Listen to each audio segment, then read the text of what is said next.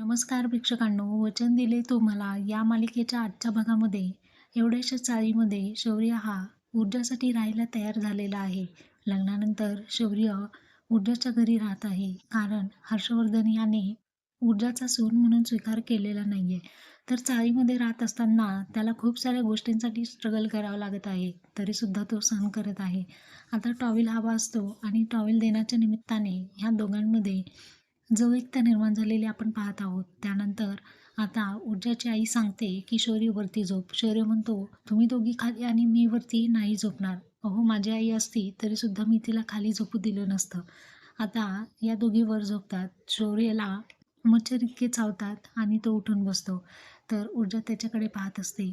इकडे हर्षवर्धन जहागीरदारला शिकरेंनी फोन केलेला असतो. "आत्ताच्या आत्ता तुमच्या मुलाला त्या घरातून घेऊन या. त्या दोघींनी तुमची चांगलीच वाट लावलेली आहे."